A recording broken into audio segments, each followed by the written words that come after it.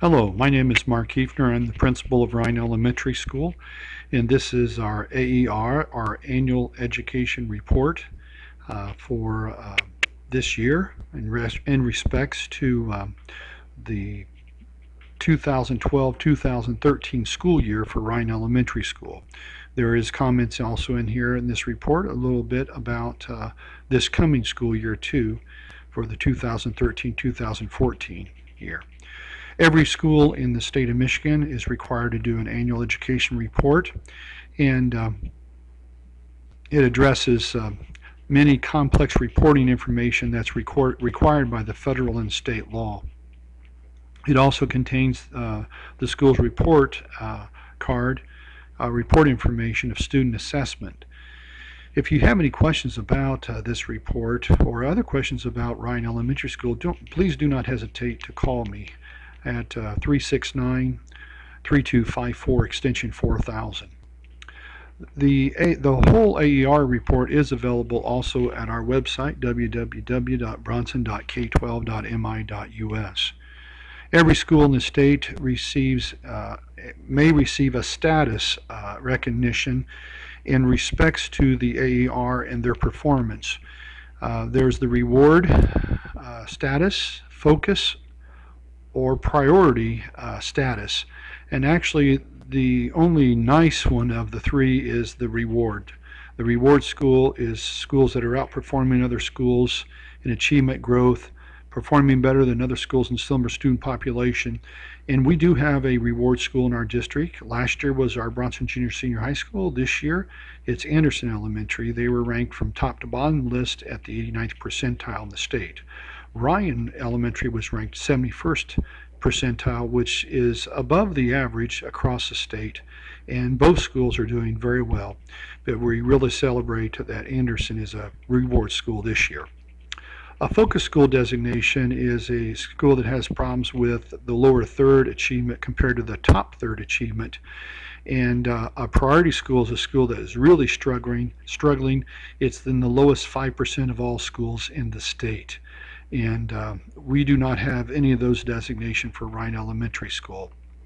Some interesting things about Ryan Elementary School: we do use response to instruction. We have scheduled intervention extension blocks of time during the day. There are two per grade level, usually one for math and one for reading. Another challenge and uniqueness is Chicago Street School was dissolved last year. Our fifth grade are with Ryan Elementary, so we have grades 3, 4, 5 this year at Ryan Elementary, and grade 6 is now with the Bronson Junior Senior High School. The challenge is to incorporate these teachers and students into the programming for success for all of our students at Ryan Elementary School. For a process for assigning pupils to the school and to the classroom, we use a pretty elaborate placement process, combination of data points focused on reading, math ability, learning needs, behavior, and gender. Also, teachers, parents, and other staff members contribute to the placement process to produce balanced classrooms. The status of our school improvement plan is found at our school website also, and the school improvement plan is being finished up right now as we speak, and it'll be ready for September 1st, by September 1st, and ready to implement for this coming school year. We've already actually done a few things this summer during our Bronson Community Schools Teacher Academy and with professional development. As far as specialization with our school, we do partner with Branch ISD Special Education, and our special education teacher is Becky Snyder, and our special education supervisor is Mr. Bob Garrell. Our core curriculum is in line with the state content standards and also the Common Core state standards as they were adopted by the State Board of Education in June of 2010, and we have implementing them into our grade card. Our grade card does list out the Common Core state standards, and we are assessing also on a national norm assessment on the Common Core state standards, and this is point 5. We use the Northwest Education Association measures of academic progress, MAP. We actually call it BMAP for Bronson's measures of academic progress, but 3 times a year the assessment is given, and There are graphs that are sent home for parents to view the progress of their child. It becomes a longitudinal study from grades kindergarten through ninth grade at this time. Here we see the reading scores from the spring of 2012 and 2013, and this is the national norm average. And if they're yellow, that means we're below the norm. If they're green, that means we're above the national average. And so these two green scores show very good progress. In language usage, we have 2 years of above the national norm in fourth grade, and once again, our third and fourth grade are above the national norm currently as of last spring.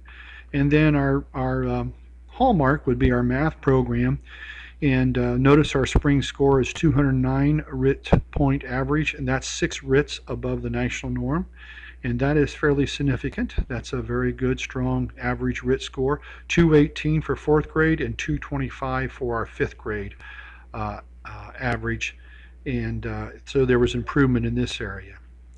Another aspect we want to report on is number and percent of students represented by parents at parent-teacher conferences.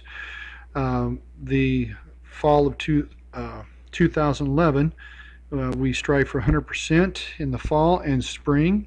In the 2012, 100%. When we were down in the spring, the spring conferences, we usually always get 100% on our fall conferences, and it's more difficult to get sometimes our mid-year conferences in. And the teachers, if for some reason the parents can't make it in, the teachers will eventually call the parents to have at least a telephone conference about the progress of their child. All of our teachers are highly qualified according to the demands of the Elementary Secondary Education Act, or No Child Left Behind. Also, our paraprofessionals meet the criteria for Title I services. I do want to take this opportunity to thank students, educators, parents, school board members, and the Bronson community that helped make our school a successful learning institution. If it were not for the cooperation of everyone, we would not meet our current and future school goals. Now we want to take a look at the data that comes out of the My School Data website. And if you go to My School Data, you can find very many comparison charts of our school to state averages and also other schools in our area. We are exemplary in our math work, and we're above average compared to other schools in our other subject area, in most other subject areas. There's lots of numbers on this chart. This is math for third grade, the state student proficient levels from 2011, 2012. You can see that the state raised from 36.3 to 40.9, but over here in our school we were at 38% last year. And then last fall we went up to 51%, and so this is notably above the state averages. And let's go to the next page. It breaks down the English language learners and students with disabilities, but we have very low numbers in these areas. And but it does report out some of the scores collectively. As far as our subgroups, groups that are sizable groups to monitor and track, obviously our white, Caucasian, and our Hispanic. We have a sizable number of Hispanic students and a sizable number of white students. Also socioeconomic, and then students that are not socioeconomic. Basically, that's looking at free and reduced lunch students and students that are not on free and reduced lunch. Here are fourth grade, though, all students in the state, 39.9 and 46.1, so we see improvement in the state for fourth grade math.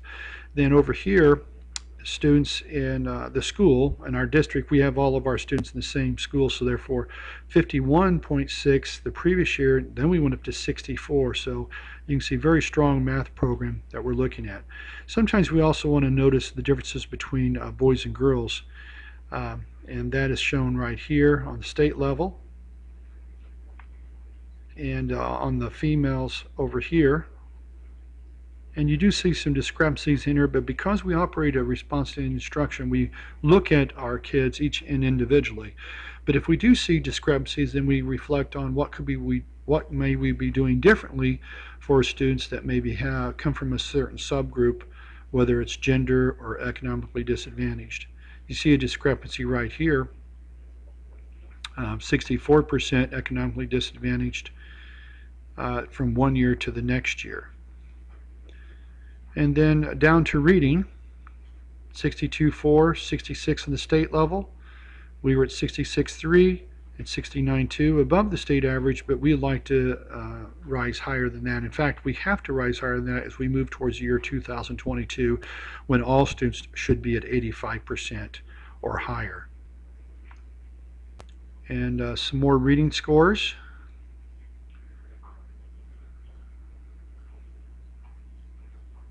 And then the next few pages, once again, it's just disaggregating out the small groups, or what we call subgroups. And we do not have Michigan Merit Exam at Ryan Elementary. That's high school level. And the MEP access is just for very few kids that have special needs, special education, resource students that may take the MEP access. There's also another specialized assessment given for My Access students that have cognitive difficulties. And then this sheet here indicates accountability details per subject. That's another way of looking at it. We're required to make sure that we test at least 95% of all of our students, and actually our goal is to test 100% every time, and we also test 100% with our NWEA or our BMAP assessment, as it helps gauge progress. And it breaks down into different, it shows the statewide percentages, and then it would show the school percentages in these different subgroups, and there's quite a few of them to look at. We study some of these things in light of our developing school improvement plan. All of our, this shows our attendance rate, and the statewide is 94. Our attendance rate for our district was 97. For Ryan Elementary was 96. Very good attendance rates. And this shows our accountability status for our school. Reading is green, and green is the top color you can get in the new scorecard that's put out there. But our overall status is at yellow, and that is because we have to focus on our lower third students in achievement. So if we get to them to achieve better, and then we'll get them up to green, and then our overall scorecard will be a green. Teacher quality qualifications. We have several teachers with their bachelor's degree and several with their master's. We don't have anyone on staff right now with a PhD. Actually, I think Mr. Bob Garrell does have his doctoral degree, and he's our special education supervisor.